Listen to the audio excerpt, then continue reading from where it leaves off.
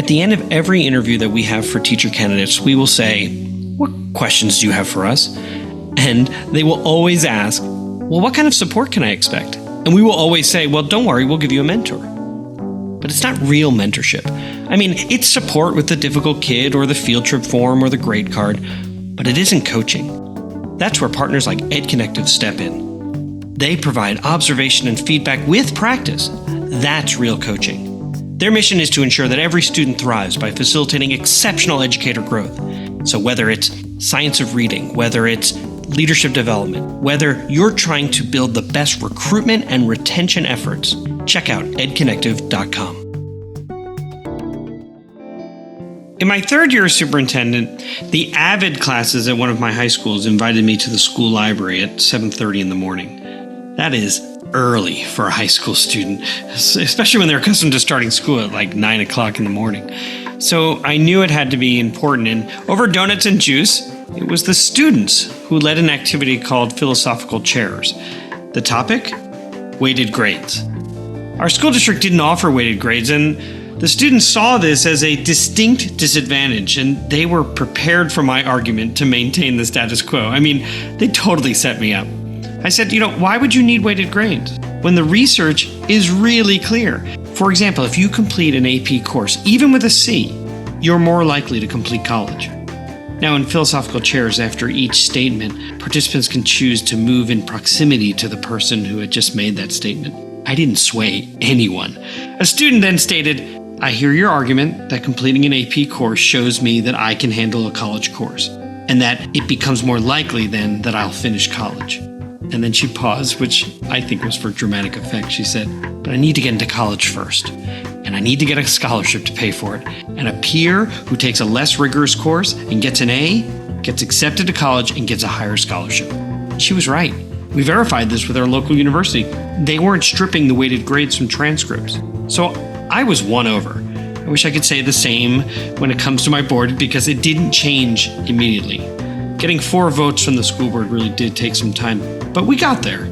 My guest today shares his experience about weighted grades in Montgomery, Alabama. My guest is Dr. Melvin Brown. And in part 1, Dr. Brown talks about the importance of reclaiming the narrative in Montgomery public schools.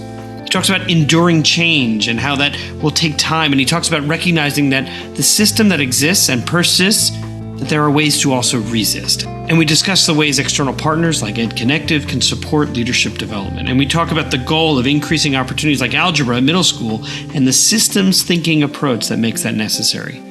And then in part 2, we actually talk about weighted grades, how AP courses and honors courses earn the same full point on a transcript, and then the unintended consequence on a student's future, like scholarships and things like that. Dr. Brown lived the role of a lead learner. It's a great episode. I'm Peter Stiepelman, and this is An Imperfect Leader. Today on An Imperfect Leader, my guest is Dr. Melvin Brown. Now, Melvin is superintendent of the Montgomery Public Schools in Montgomery, Alabama, a position he has held since 2022. Now, previous to that, he served as superintendent of the Reynoldsburg City School District in Reynoldsburg, Ohio. And before that, he served as a superintendent in residence and visiting professor at The Ohio State University. Before that, he held various leadership roles as a deputy superintendent, director of human resources, and associate superintendent, and both an elementary and middle school principal. Dr. Brown, welcome to An Imperfect Leader. Thank you so much. Pleasure to be here. Well, when I was preparing for our conversation, there were a few things that really stuck out. For one, that you have real clarity on wanting to create better opportunities for all children, not just some. And this is evidenced by your affiliations with the Center for Educational Leadership, with AASA, with your fraternity, the oldest of the Divine Nine, Alpha Right. Alpha. 06. For those who are, oh man, I wish this were a video podcast. But I know that you're really intentional about who you partner with. And so I'm just wondering, would you talk a little bit about how you have been developing leaders? You turned to EdConnective as one entity to sort of help you do that. And I wonder if you wouldn't mind just talking about your decision, what you've learned. I think, especially in education today, I think it's important that we're purposeful about naming issues we need to address and not allowing the narratives that are dictated out there to drive the conversation. In education, we tend to be a little more reserved and a little less prone to pushback, and I dare say even tacit in some degree, allowing those types of conversations to be had about our industry while not pushing back. I guess I'm not one of those that allows that to happen.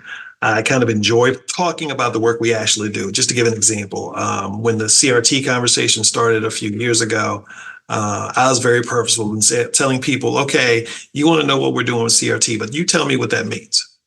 And making them name their problem, because they don't really, in those conversations, it was clearly evident that they didn't know what that meant. And it's an opportunity to learn. And I think we have to be very open and honest about how we address those things. So I said, okay, since you've demonstrated you really don't know what that is, let's talk about what it is and how that shows up at school. First of all, there's no purposeful, structured, intentional, targeted work in K-12 schools to talk about critical race theory. That's not what happens. But it is important that we understand the context by which we got to where we are.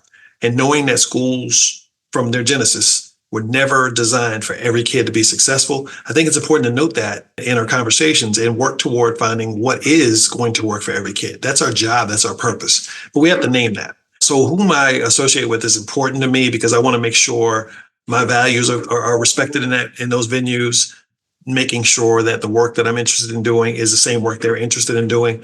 And those matches are important. Otherwise, you find yourself in a place where you're miserably trudging through each day and not necessarily trying to focus on the work for kids. And so those partnerships that we developed, those have been important to not only the work getting done in terms of having those partners assist us in doing the work, but also to talk about the results of that work. We don't celebrate enough in education either. So our partners have allowed us a venue to talk about the good work that's being done, and here are our results to show it. Our work with Ed Connected was important because our leaders had not been poured into to allow them to increase their capacity, increase their ability to grow as leaders. And we had to be intentional in doing that. And that venue allowed us to give them some views of what it could be if they were intentional about what their work looks like and how they can grow, and recognizing the fact none of us are perfect. And I think your title is absolutely perfect and spot on. Being an imperfect leader is exactly what we all are. And we have to recognize that. It's important to talk about our strengths, but we also have to recognize our challenges and work to address those things. So that's kind of where I've tried to do my work, if you will. No, that's really interesting. I think actually, as you were talking, I was thinking of Lavelle Brown in Ithaca and Scott Menzel in Scottsdale, Arizona, two individuals who've worked with Shelley Berman on this work of reclaiming the narrative. And you sound like you're just right in line and alongside them. Lavelle and I talk all the time. So.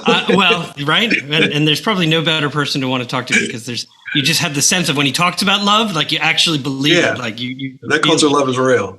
That is real, exactly. And so I was thinking of the fact that as you were trying to develop your own leaders and develop them an understanding around being critical about the systems that have been established, that were established from the moment that boats showed up in 1619 at Point Comfort, right? In terms of like who developed those systems, who decided that individuals were not human, who decided that we were going to have these systems of oppression that were going to then persevere. I mean, look at just then go all the way till after World War II, who was eligible for student loans, who was eligible for home loans, who was, right? So for anyone who might want to say, that is so well in the past and so, it doesn't exist anymore, we have an obligation to be intentional about developing our leaders, to think about that and be able to lead.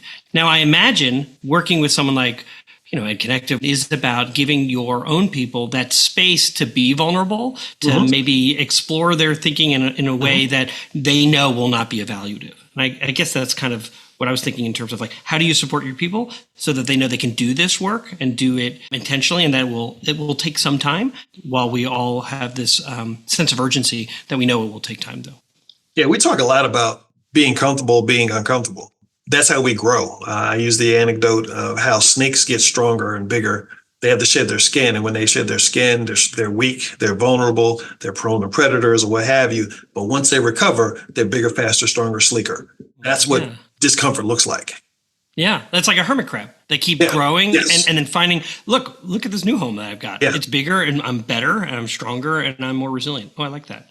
So, you've been quoted as saying that change does take time. And it actually reminds me of one of my favorite Justice Ginsburg quotes that, real change, enduring change happens one step at a time. And I wonder, how does leadership coaching help Montgomery schools take that like one step towards enduring change to a more equitable future for kids? Yeah, I think when you're in a district such as ours that has been that has struggled for decades, and I'd say a generation of kids, maybe two generations of kids, have been disserved by the system. When you have a situation like that, you can't change that overnight. It has to take time, because you can talk about changing programs and changing systems and changing curriculum or what have you, but if you don't change mindset, then none of those other things matter. When I'm asked what my biggest impediment to growth is here, and that's the first place I go, is to say it's our mindset. We've been so programmed to think that we can only do these things and certain kids can only do those things, and realizing that our capacity should be as full as we want it to be.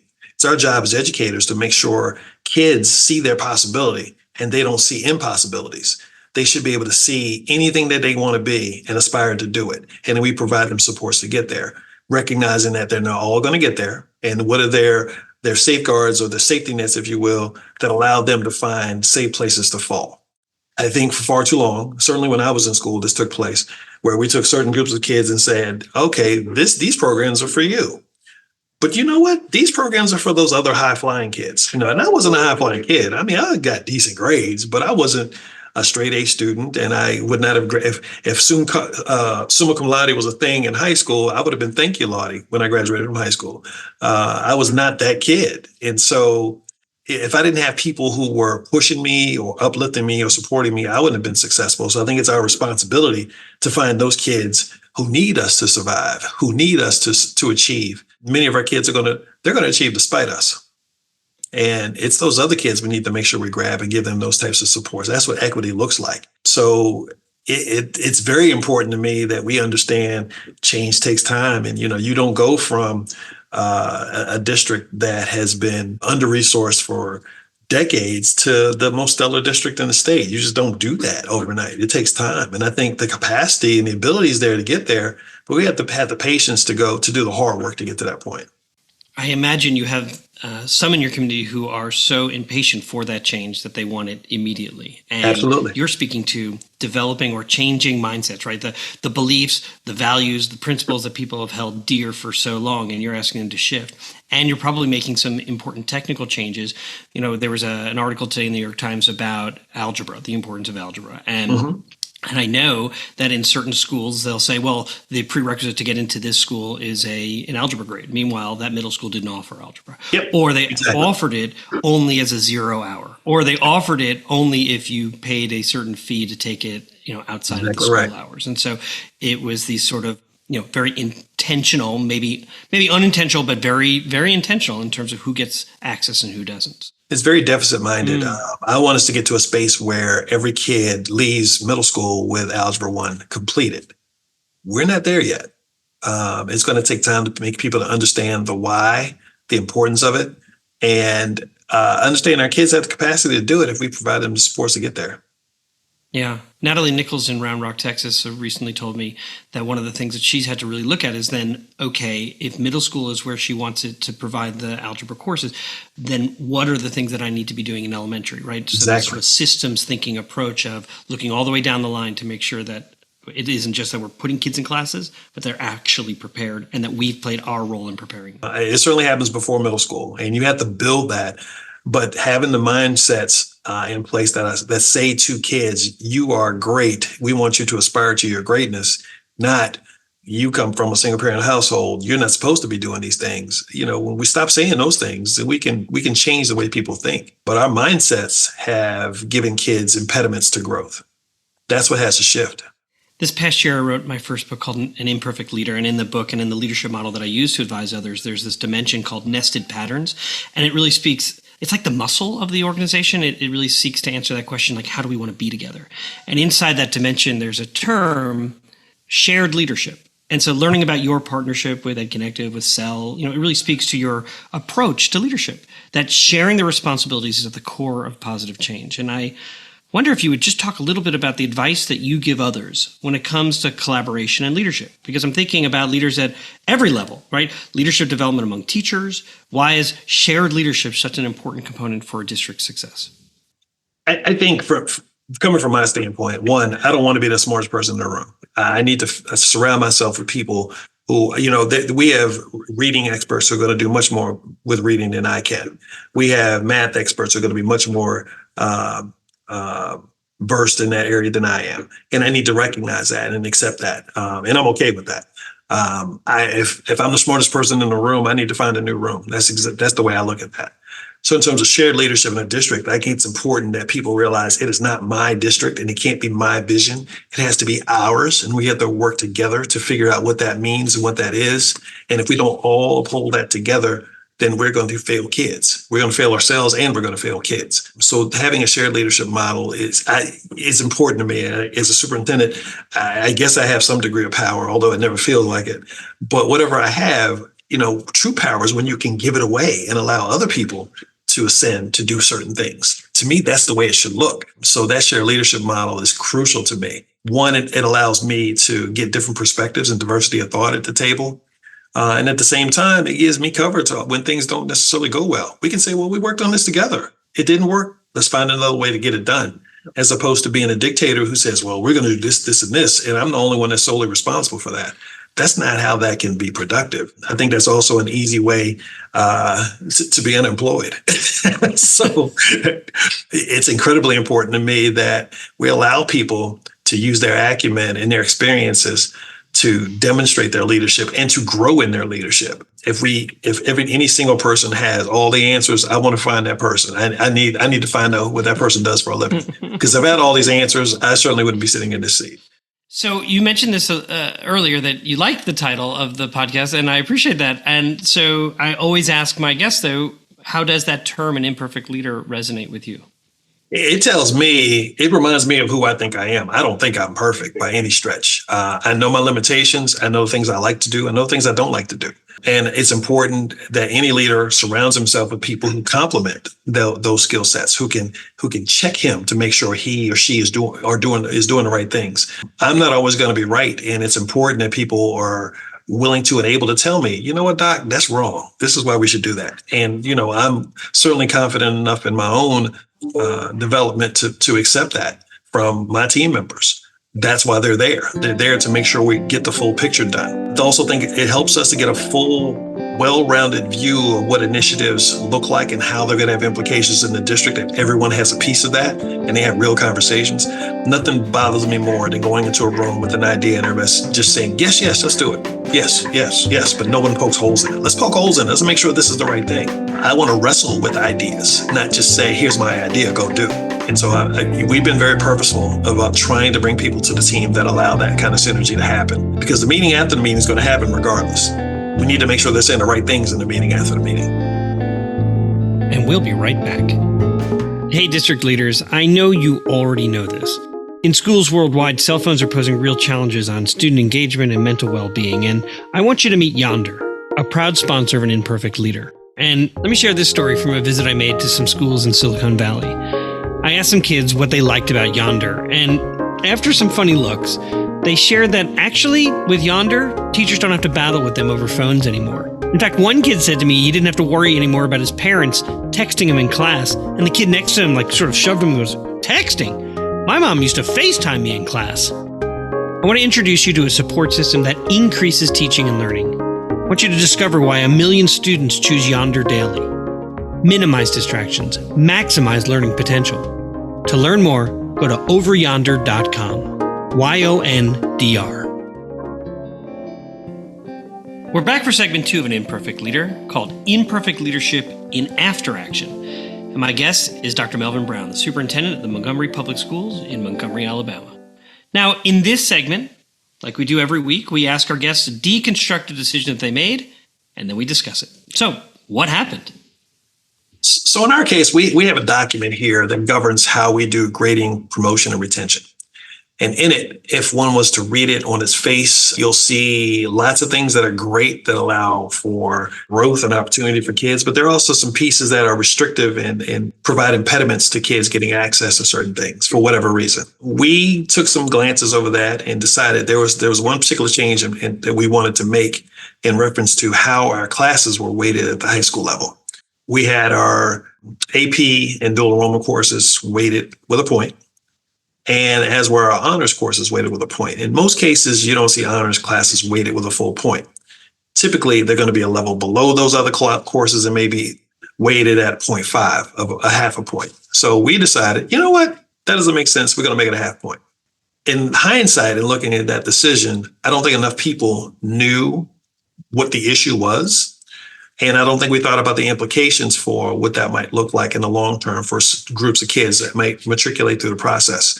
So then the conversation became more so not necessarily about what appropriate weight looks like, but how kids can get scholarships with a GPA that was going to be lower than it would have been originally. It was about what college access they would get. And we should have had those conversations up front. So in that decision that wasn't finalized as a decision, once I received that feedback, I said, you know what? Looking at that decision, it affects every kid the same if we do something or if we don't do anything. So if we're worried about what the long-term implications might be, we need to study this more, get more input, have more discussion about the why, and not change it until we get to that point. So we reversed our decision and kept it at a full point, and we'll continue to discuss it. The beauty of that is nobody has been impacted negatively. There are no inequities that have been created.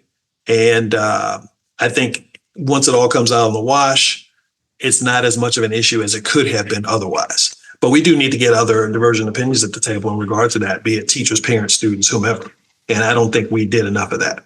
So as you're talking, I'm having this sort of like real memory, almost getting into like a fetal position in the corner because we made some similar mistakes. We were making some decisions based on our mindsets on like what worked for us going through the system, right, as opposed to really talking to the individuals most impacted, and in this case, our kids. And so I'm really curious because you made some decisions to make a mid-course correction to restore what you had previously adjusted. And so as you're looking at this situation, what got overlooked? I think student voice in that conversation was overlooked. I think parent voice in that conversation was overlooked. It's easy for us to say, this challenge is going to be good for you and you're going to be better because of it. That $10,000 scholarship he would have been eligible for. Now he's 0.3 points below what the qualification might be. And I think it's important that we actually respect that because not only is college inexorbitantly expensive, parents have enough to deal with in terms of what their finances look like. And part of our goal, if we're really talking about equity, is to open up opportunities. So if there's that one kid who would not be able to go to college without that scholarship due to a decision we made that doesn't impact anybody negatively, then why do we do it? So I can eat crow when I need to. I like to think I'm one who, when I feel like I make a mistake, I'm willing to own it and try to make amends for it. Now, when there's a decision I believe is truly right, then I'm going to stand on that. Right. But this one, I was able to say, you know what, you're right. Yeah. Well, you're serving as a lead learner, and that is to model for everyone in the organization that we are fallible. We make mistakes. We are human. Absolutely. So that's what human-centered leadership looks like. What did you learn about relationships, or what new relationships were formed? I learned that I knew this already, but it kind of highlighted the fact that our kids are brilliant. Sure. And when you give them opportunities to talk about who they are, what they believe, what they aspire to, you see brilliance come out in every one of those conversations, no matter the groups of students you talk to. That warms my heart. I also think we learned that parents have a genuine interest in education. And here's an opportunity for us to get them involved in something that is beneficial to both them and their students, while we don't have the perception that they're, quote, meddling and stuff. Parents are going to find a way to be active, and you can be proactive about how you make that happen, or you can just react to them trying to get involved in things that aren't necessarily what their wheelhouse should be. So I think this gave us an opportunity to say we can have robust conversation and talk about not only this issue, but even other issues involved with grading, because eventually we want to get to the conversation of standards-based grading here, and we're not quite there yet. But we need parents to understand context and understand what that means when we start having those conversations. Yes. If I were to provide any advice on standard reference grading, it would be really making sure not just some parents, but all parents really understand the why behind it. Absolutely. Because otherwise, just speaking from experience, we spent so much time explaining what a 1 through 4 looks like and separating work habits from the actual learning and giving kids additional time and opportunities to show mastery. And that, it may be a 3, but that doesn't mean it's a B. Your child is absolutely doing but it is so hard. So it's a So 4 a hard to day, it's a comprehend. 3 a B. Like, no, Exactly. we're not. So, what frustrated you during that situation? I think what frustrated me is that the other people we had at the table didn't say, Doc, we need to talk to such and such. To me, that was frustrating because I try to be that person in the room, say, have we thought about this? But I want other people to learn that as well. I'm frustrated myself in that I didn't pick up on it.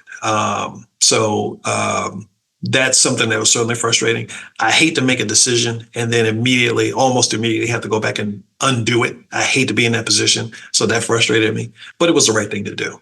Yeah. What could you have done differently? I think as superintendent, sometimes you're involved in so many 3,000 feet ideas and concepts or 30,000 foot ideas and concepts that you don't necessarily pay attention to the smaller details. You're not involved in those discussions. And I think in my case, I probably could have been involved in those conversations a little bit earlier to get a little more context and to push the narrative a little bit to make people think about more along the way. That is certainly something I could have done differently. And I think, when I do it, I think I do it pretty well. But in this case, I wasn't in that conversation until nearly toward the end. And I certainly think you have to find yourself as a superintendent, finding the best places to inject your experience or expertise or opinion while not trying to steal away the thunder of everybody in the room who's trying to do the work. That is a really hard line to walk, right? Yeah. Where you're saying I want to be engaged and still respect and your roles and responsibilities and your autonomy and your authority, and at the same time I have to explain to a board and a community. Right. So being a part of that. What role did your board play in any of that? Did they have any say in how you were doing things? Here's how that played out. So once the decision was made to make this change, I shared it with them in one of my weekly updates. That means you have to read the information. So if they have busy lives, and so maybe it was overlooked, or maybe I didn't explain it well enough, but they didn't fully understand it, and that's on me. So they learned about it after parents reacted to it, which is not a position I want to put them in. So I know I have to be more intentional about engaging them in that information and that process and the why, so they can be better prepared to answer to those questions themselves once they're posed. And then understand why we arrived at the decision we did. In the end, what was something that was good that came out of this situation? I think a group of parents who may not have thought that we would listen to them, they now know we will. And we may not always agree, and that's okay, but we can have discourse on issues. Part of what I think I struggle with in society right now is that when we're on two different sides of an issue, then we have to hate each other and be on these two teams that combat each other. I think getting in the room and having conversation allows us to find some common ground and understand the other's perspective, even if we don't agree, and we walk away better people for it. Our society right now is damaged greatly by the fact that if we disagree, that we're simply not going to talk. We're not going to listen to the same information. We're going to say what you're saying is a lie. We're going to denigrate anything and everything that you do. And that's not humanity. That's not what that's supposed to look like. My guest today was Dr. Melvin Brown, superintendent of the Montgomery Public Schools in Montgomery, Alabama. And as we were talking throughout our time together, I have written some notes. So one is just this idea of reclaiming the narrative about what public schools are and how they are a national treasure. And the fact that we bring our values and our beliefs and our principles to the work that we do. And we have an obligation to sometimes really think about whether or not those are still the core beliefs that we ought to be following. And so that shift in mindset is so important. And so then you talk about this idea of conversation, seeking common ground. Those things build community. And so I'm really grateful for your time today, for a reminder to all of us as leaders of the very important work that we do and the work that we carry forward. So thanks so much for your time. Thank you. Music for An Imperfect Leader was written and arranged by Ian Varley. Sam Falbo created our artwork, a wood print-inspired Daruma doll butterfly. Remember, imperfect leadership is not a scarlet letter. It's a badge of honor. It recognizes that serving as a lead learner is about being a vulnerable leader, an empathetic leader, a compassionate leader. And I'm proud to be an imperfect leader. I'm Peter Stiepelman. Please join me next time for another episode of An Imperfect Leader. Leadership in After Action. Imperfect leaders. Are you facing challenges filling open speech-language pathologist positions within your district? It's kind of a silly question because I know you are. MPAT Speech understands the critical need for qualified professionals in your schools. They recognize that communication lies at the heart of academic success, and that's why they're dedicated to helping you bridge the gap by offering expert therapists and innovative telehealth solutions. Don't let open positions hinder your students' success. Partner with MPAT Speech today and ensure every child in your district has access to the speech therapy they deserve. MPAT Speech, EMPAT Speech.com. Empowering students, empowering schools.